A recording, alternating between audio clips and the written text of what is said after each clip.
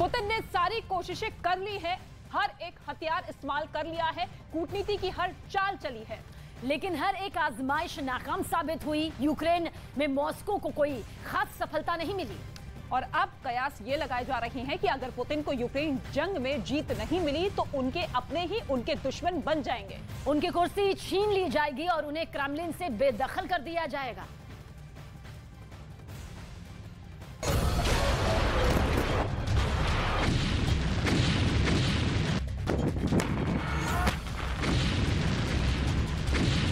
क्या पुतिन की सेना में छिपे हैं गद्दार? क्या यूक्रेन युद्ध का नतीजा पुतिन का तख्ता पलट होगा?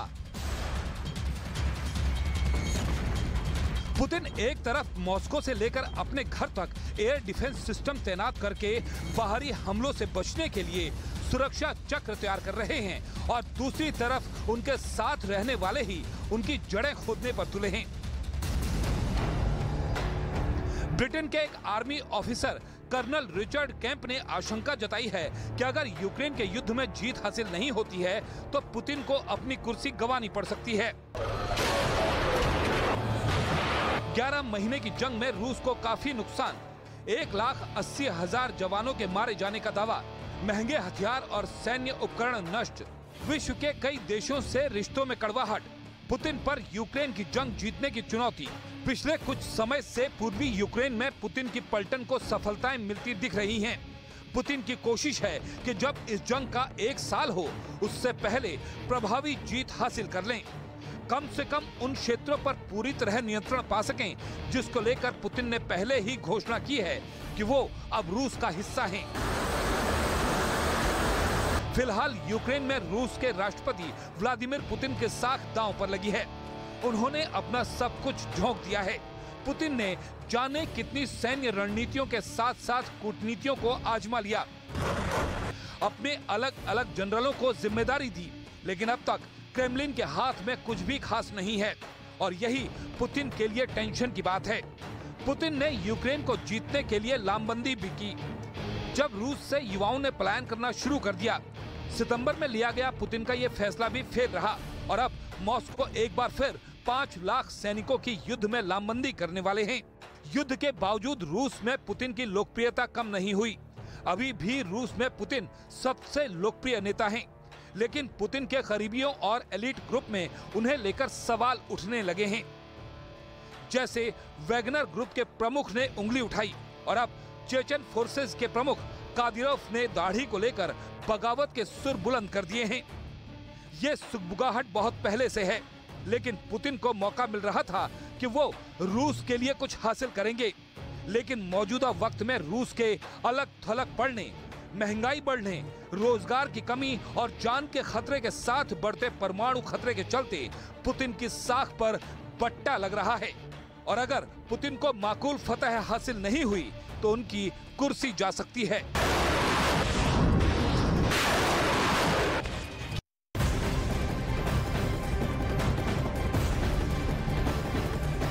यूक्रेन युद्ध को लेकर रूस और अमेरिका में अब ठनी हुई है और इस बीच में एक खबर है कि रूस के सबसे खतरनाक जंगी जहाजों में शुमार होने वाले फ्रिगेट की। जी हां, एडमिरल गॉर्शकोव अमेरिका के करीब पहुंच चुका है। एडमिरल गॉर्शकोव ज़िरकॉन मिसाइल से लैस है। इसके रेंज का भी जिक्र कर लेते हैं जो कि करीब 1000 किलोमीटर है। अमेरिका के करीब पहुंचने से उसका तटीय इलाका ज़िरकॉन मिसाइल की जद में है।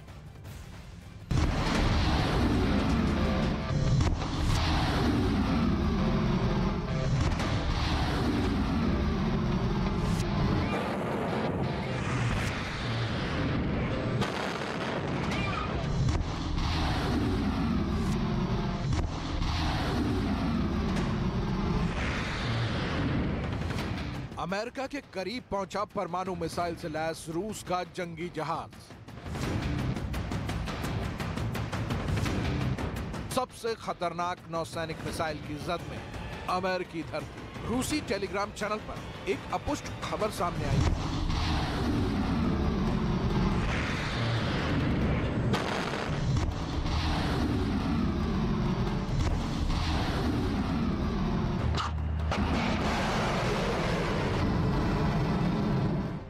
रूस के सबसे विनाशक जंगी जहाजों में से एक एडमिरल गॉर्शकोव अमेरिकी समुद्री सीमा के करीब पहुंच चुका है।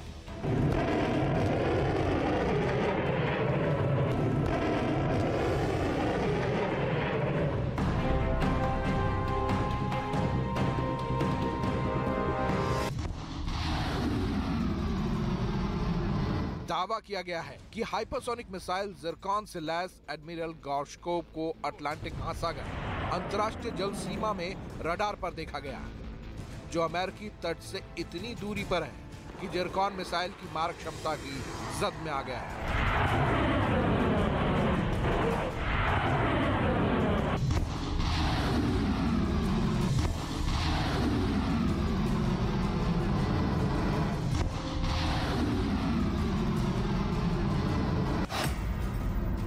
4 जनवरी को रवाना हुआ था एडमिरल गॉर्शकोव। युद्ध अभियान के लिए तैयार है जंगी जहाज। नाटो की नेवी गॉर्शकोव को कर रही है ट्रैक। जिरकॉन हाइपरसोनिक मिसाइल से लैस है फ्रिगेट। पुतिन के मुताबिक जिरकॉन को रोक पाना नामुमकिन। जिरकॉन के अलावा एडमिरल गॉर्शकोव पर कैलिब्र क्रूज मिसाइल भी तैनात है, जिसका इस्तेमाल रूस ने काले सागर और कैस्पियन सागर से यूक्रेन पर हमले के लिए किया है।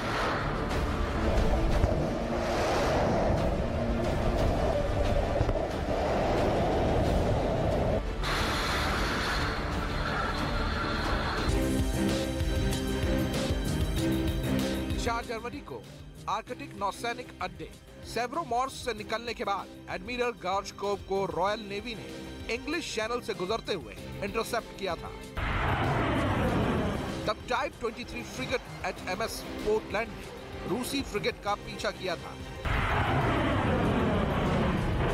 क्योंकि 11 जनवरी को रूस का ये जंगी जहाज यूके के बेहद करीब पहुंच गया था। इससे पहले नाटो सदस्य पुर्तगाल ने भी इस फ्रिगेट का पीछा किया था।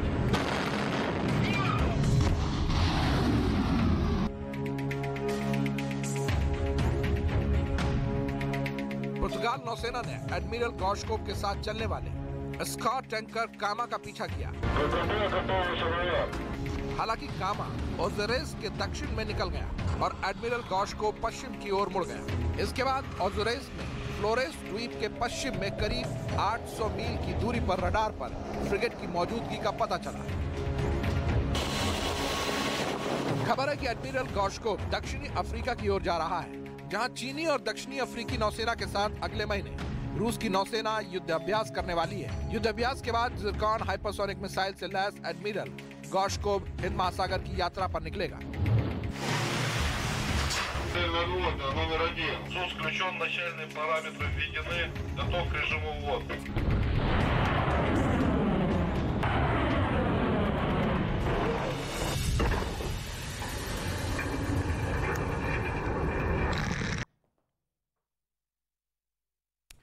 तो एडमिरल गॉर्शकोव ये दुनिया के सबसे बेहतरीन जंगी जहाजों में से एक है और इस पर तैनात है पुतिन का ब्रह्मास्त्र। जिरकॉन हाइपरसोनिक मिसाइल आखिर क्या है, इसे समझना जानना बेहद जरूरी है। इसकी खूबी जिसकी वजह से इसे पुतिन का ब्रह्मास्त्र कहा जाता है। और अब वो हम आपको बताते हैं। जिरकॉन एक हाइपरसोनिक क्रूज मिसाइल है। जिरकॉन की रफ्तार आवाज की गति से बहुत ज्यादा है, करीब 9 गुना ज्यादा है, और इसकी रेंज 1000 किलोमीटर से भी ज्यादा है। और इसी के साथ साथ पनडुब्बी और वॉरशिप से दागी जा सकती है।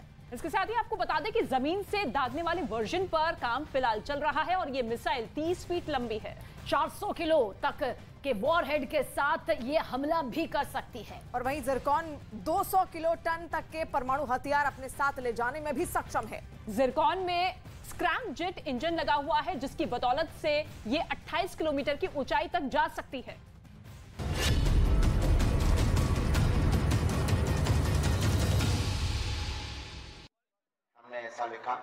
नमस्कार, आप देख रहे हैं न्यूज़ 18 इंडिया में हूं आपके साथ सपना शुक्ला और इस वक्त मैं बागेश्वर धाम में मौजूद हूं। सबसे पहले मैं आपको आचार्य धीरेन्द्र शास्त्री की तस्वीर दिखा देती हूं।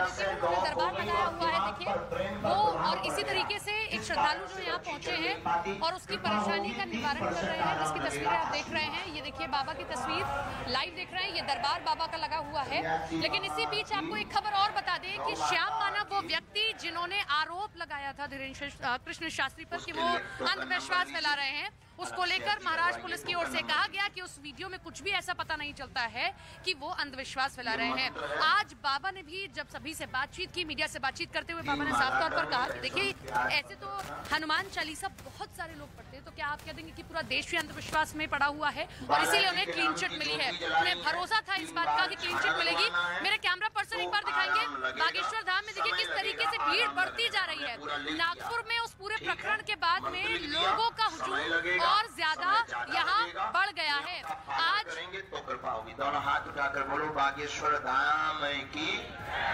चलो माँ उठो।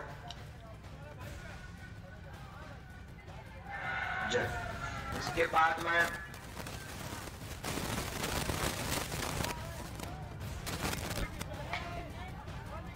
तो देखिए बाबा की तस्वीर मैं एक बार फिर से आपको दिखा देती हूँ। ये देखिए बाबा जो है अपना दरबार लगा रहे हैं। एक बार फिर से हम, और सबसे महत्वपूर्ण इस बार दरबार के बारे में ये है कि बाबा जो है अपने धाम में ये दरबार लगा रहे हैं। इससे पहले आपने अलग अलग शहरों में उनका दरबार देखा होगा, लेकिन ये वो जगह है जहाँ से उन्होंने अपने इस चमत्कार की शुरुआत की है। आप याद कीजिए न्यूज़ 18 इंडिया वो पहला ऐसा चैनल था आज से 4 साल पहले, जब हमारा एक खास शो चलता है आधी हकीकत आधा फसाना, उसमें भी हमने पहली बार बाबा के चमत्कारों को इसी जगह से रिपोर्ट किया था और हम फिर से उसी जगह से आपको ये तस्वीर दिखा रहे हैं। आज बाबा मीडिया से मुखातिब हुए तो उन्होंने कहा कि देखिए वो यहाँ नहीं रहेंगे, वो जा रहे हैं प्रयागराज, जहाँ संतों को वो निमंत्रण देंगे क्योंकि आने वाले समय में यहाँ एक बड़ा हवन होने वाला है। लेकिन इसी बीच बहुत सारे सवाल हैं। आज सबसे बड़ी बात जो बाबा ने प्रेस कॉन्फ्रेंस की, पॉलिटिकल किसी भी बयान से दूरी बनाकर रखी, बार बार ये कह रहे थे कि अंधविश्वास को लेकर तमाम चीजें आ रही थी सामने। वहीं आज महाराष्ट्र पुलिस ने ये कह दिया कि कोई अंधविश्वास नहीं था। इस पर बाबा ने अपनी प्रतिक्रिया दी है। क्या दी है प्रतिक्रिया, आप सुनिए जरा।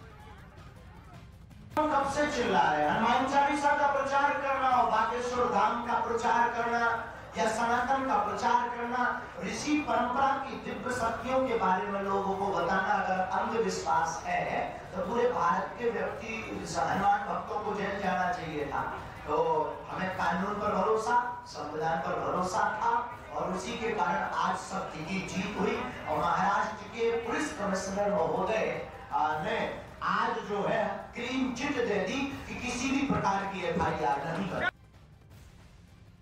धीरेन्द्र महाराज जी के ऊपर कार्रवाई करने के बारे में एक तकरार अर्ज हमारे पास 8 जनवरी को दिया था। उस विषय में पूरी तरीके से चौकसी की गई है और श्री धीरेन्द्र महाराज की जो नागपुर में जो कार्यक्रम 5 जनवरी के आसपास से 11 जनवरी और विशेष करके 7 और 8 को हुई जो दिव्य दरबार की प्रोग्राम थी, उसमें जो भी उनकी एक्टिविटीज़ थी या जो भी उन्होंने बोला उसमें किसी प्रकार की कॉग्निजेबल ऑफेंस नहीं होती है। इस निष्कर्ष पे हम पहुंचे हैं और वैसा सूचना श्री श्याम मानव को भी दी गई है। बागेश्वर महाराज ने यह ऐलान छत्तीसगढ़ की राजधानी रायपुर में लगे अपने दरबार में किया। हमने आज एक नया नारा बनाया है भारत के इतिहास में, तुम मेरा साथ दो, हम हिंदू राष्ट्र बनाएंगे। धीरेन्द्र शास्त्री यही नहीं रुके, उन्होंने पूरे भारत के सनातनियों से बागेश्वर धाम के समर्थन में साथ आने की अपील की और कहा कि जो सनातनी अब भी चुप्पी साधे रखेंगे वो बुजदिल कहे जाएंगे। ये केवल बागेश्वर धाम पर उंगली उठाने की बात नहीं, प्रत्येक सनातनी पर उंगली उठाई है, अब बाहर निकल करके बताना ही पड़ेगा। और इस बात को सुनने के बाद अगर नहीं निकले तो हम तुमको बुजदिल मानेंगे, बुजदिल। दरबार में होने वाली अचरज घटनाओं पर सवाल उठाने वाले लोगों पर निशाना साधते हुए धीरेन्द्र शास्त्री ने एक बार फिर कहा कि सांड को आंच नहीं, वो जब तक जिएंगे सनातन की बात बुलंदी से करते रहेंगे। तो ये रिपोर्ट आपने देखी और सारा विवाद नागपुर के उसी पंडाल से शुरू हुआ था जब श्याम मानव नाम के व्यक्ति ने बाबा पर सवाल खड़े कर दिए थे। लेकिन अब बाबा को क्लीन चिट मिल गई है और उसके बाद बाबा बड़ा यज्ञ आयोजित करने जा रहे हैं। मेरे पीछे आप तस्वीर देख रहे हैं, देखिए आचार्य धीरेन्द्र शास्त्री हमेशा की तरह अपना इसी तरीके से दरबार लगा रहे हैं। व्यक्ति का नाम उन्होंने पूछा, उसके बाद उसकी जो समस्याएं थी उसने नहीं बताई, उससे पहले उन्होंने कागज पर उन समस्याओं को उतार दिया है। लेकिन आज जो परिवर्तन उनके बयान में आप देखेंगे वो यही कि उन्होंने कोई पॉलिटिकल बयान नहीं दिया। इसी के साथ में ये भी कहा कि ये चमत्कार मेरा नहीं, ये चमत्कार बालाजी का है। ये बड़ी बातें उन्होंने कही है। इसी के साथ में मैं लोगों की भी देखिए तस्वीरें दिखा रही हूँ। ये तस्वीरें आप देख रहे हैं और ये देखिए विदेशों के, मैंने जो कहा आपको कि विदेशों में भी जो लोग हैं वो आए हुए हैं, बाबा के चमत्कार में विश्वास कर रहे हैं। बाबा ये देखिए दरबार लगा रहे हैं। एक बार फिर से मैं तस्वीरें आपको दिखा देती हूँ और ये बाबा का दरबार बागेश्वर धाम से।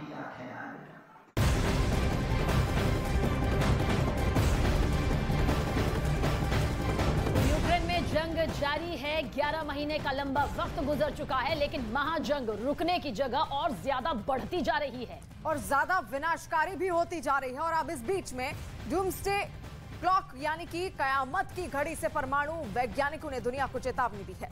जिस तरह से लगातार परमाणु धमकियां चल रही है, जिस तरह से दुनिया भर में तैयारियां चल रही है, उससे कयामत की घड़ी और नजदीक आ गई है। इतनी नजदीक कि कभी भी दुनिया प्रलय के करीब पहुंच सकती है।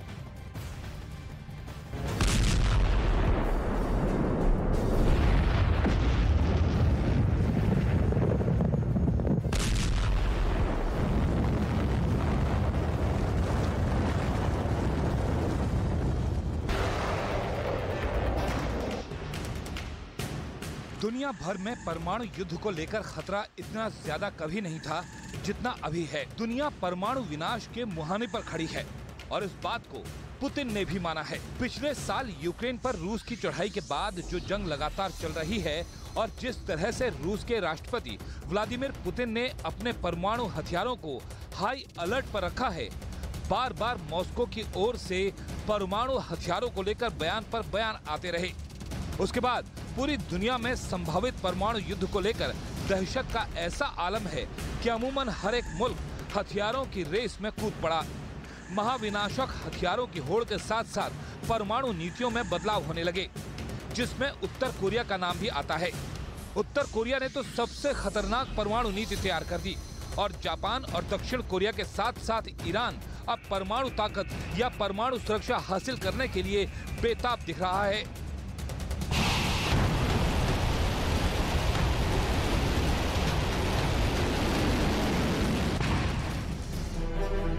यही वजह है कि परमाणु वैज्ञानिकों ने कयामत की घड़ी में 10 सेकंड का वक्त कम कर दिया है, यानी अब कयामत का वक्त 90 सेकंड ही दूर है।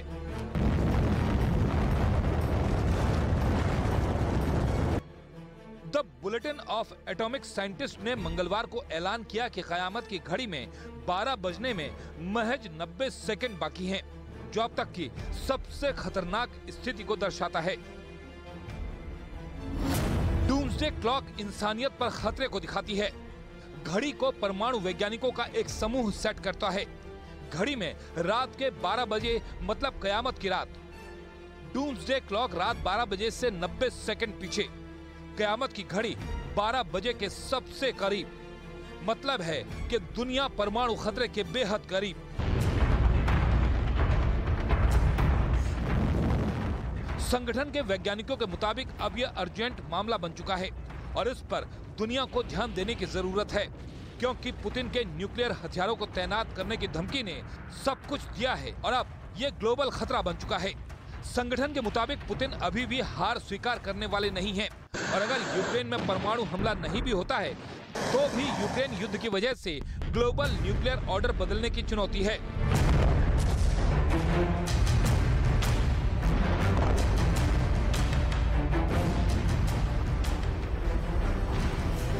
जिसमें पिछले 6 दशकों में परमाणु हथियारों को कम करने की कोशिशें चल रही थी, लेकिन अब ये वास्तविक खतरे की ओर बढ़ चला है।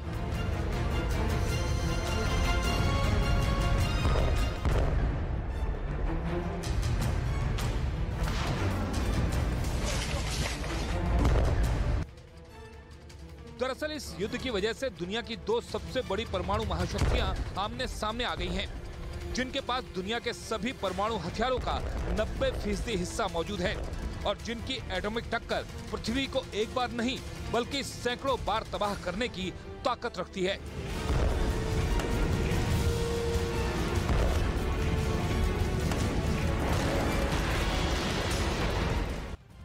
और रूस के साथ जारी युद्ध में नेटो से यूक्रेन को लगातार मदद जारी है। इसमें आर्थिक और सैन्य मदद दोनों शामिल है। खबर के मुताबिक अमेरिका यूक्रेन को अपना घातक एब्रम्स टैंक दे सकता है।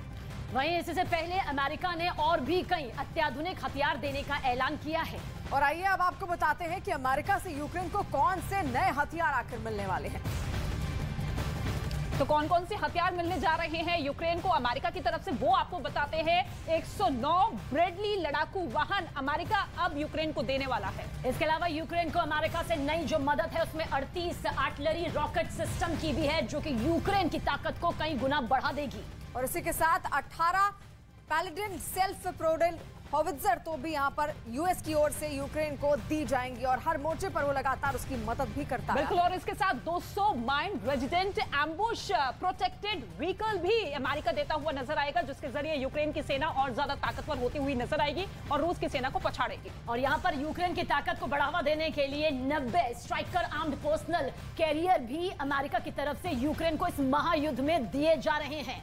तो लगातार यहाँ पर मदद पहुंचाई जा रही है और इसके अलावा 300 M113 आर्म्ड पर्सनल कैरियर भी यहाँ पर यूएस की ओर से यूक्रेन को इस जंग में दिए जाएंगे। तो देखिए, नाटो और अमेरिका लगातार यूक्रेन को मदद पहुंचाने की कोशिश कर रहा है और अब ये घातक हथियारों की सप्लाई।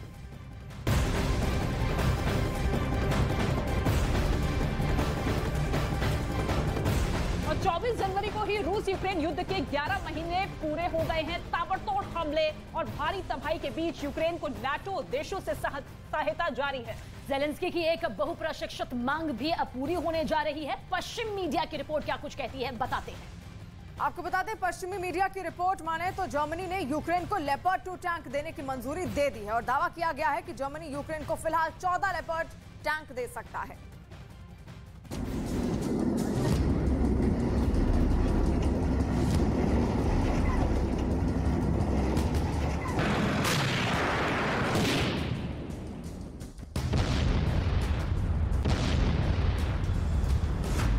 युद्ध में उतरेगा जर्मनी का योद्धा। बढ़ने वाली है पुतिन की टेंशन।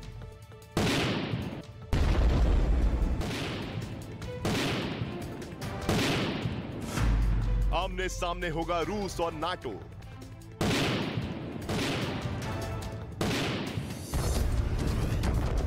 रूस और यूक्रेन के बीच तबाही वाले युद्ध के 11 महीने पूरे हो चुके हैं।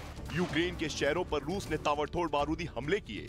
वहीं नाटो से मिल रही आर्थिक और सैन्य मदद की बदौलत ज़ेलेंस्की भी पुतिन का सामना डटकर कर रहे हैं। यूरोप और नाटो के कई देशों ने अपने हथियार फैक्ट्री से ज़ेलेंस्की को कई ब्रह्मास्त्र दिए, लेकिन ज़ेलेंस्की की एक पुरानी मांग जो वो लगातार कर रहे थे, वो अब पूरी होने वाली है।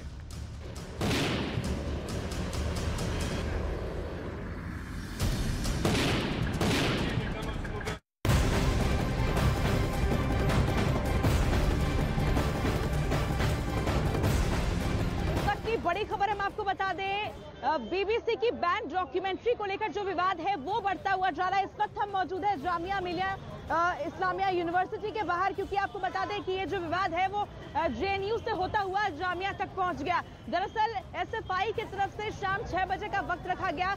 कहा यह गया कि 6 बजे इस डॉक्यूमेंट्री का यहाँ पर स्क्रीनिंग की जाएगी, लेकिन उससे पहले ही आपको बता दें कि छात्रों का प्रदर्शन शुरू हुआ और ऐसे में एसएफआई के 5 छात्रों को पुलिस ने अपनी हिरासत में ले लिया। आपको ये भी बता दें कि यहाँ पर फिलहाल जो है एग्जाम चल रहा है। सेकेंड शिफ्ट में जो एग्जाम है वो अभी यहाँ पर चल रहा है, तो छात्र जो है वो कैंपस के अंदर भी मौजूद है। लेकिन अब से कुछ देर पहले हम आपको बता दें कि यहाँ पर जबरदस्त हंगामे की तस्वीर देखी गई थी। यहाँ पर सीआरपीएफ की तैनाती पहले से की जा चुकी थी ताकि माहौल खराब ना हो। और ऐसे में कुछ छात्र जो यहाँ गेट के बाहर मौजूद थे वो हंगामा करने की कोशिश कर रहे थे, बार बार नारेबाजी कर रहे थे। ऐसे में उन्हें कंट्रोल करने के लिए यहाँ पर पुलिस बल को आगे आना पड़ा। यहाँ पे आप देख सकते हैं तस्वीरों में, अभी जो ये तस्वीरें आप देख रहे हैं, सिचुएशन काफी हद तक यहाँ पर कंट्रोल में है। तो जो बीबीसी की डॉक्यूमेंट्री की स्क्रीनिंग 6 बजे होनी थी, उसको लेकर फिलहाल तो यही कहा जा सकता है कि ये स्क्रीनिंग यहाँ पर होती हुई नजर नहीं आ रही है, क्योंकि प्रशासन ने इस पर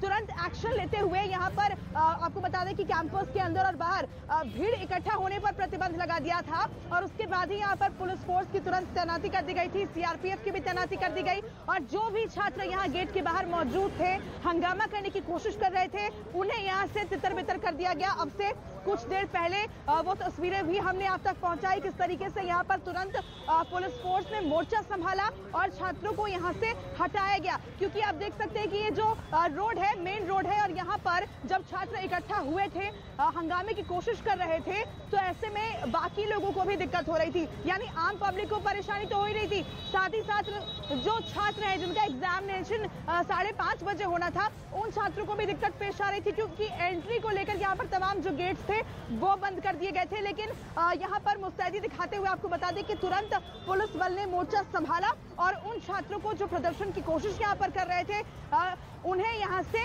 खदेड़ दिया गया, हटा दिया गया। मानव हमारे सहयोगी भी हमारे साथ बने हुए हैं। मानव, फिलहाल जो तस्वीर मैं गेट नंबर 7 पर देख रही हूँ, यहाँ जो स्थिति है वो काफी हद तक कंट्रोल में है। आप क्या तस्वीरें पहुंचा रहे हैं?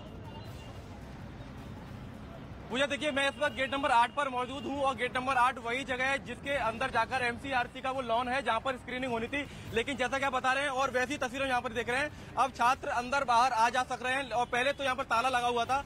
तो फिलहाल स्थिति काबू में है और जैसा कि जानकारी मिल रही है फिलहाल स्क्रीनिंग की यहाँ पर कोई उम्मीद हमको नजर नहीं आ रही, क्योंकि करीब 45 मिनट का समय बचा हुआ है। 6 बजे का समय दिया गया था एसएफआई की तरफ से, लेकिन फिलहाल यहाँ पर लगता है कि स्क्रीनिंग नहीं होगी, क्योंकि जिस तरीके से प्रशासन ने सख्ती दिखाई है विश्वविद्यालय की तरफ से, जिस तरीके से सीआरपीएफ दिल्ली पुलिस ने सख्ती दिखाई है, तो शायद अब यहाँ पर स्क्रीनिंग रद्द हो सकती है। और जिस तरीके से जो चीफ प्रॉक्टर है जामिया मिलिया इस्लामिया के, उन्होंने पल पल मीडिया को जानकारी दी है कि किसी भी कीमत पर भीड़ को इकट्ठा नहीं होने दिया जाएगा।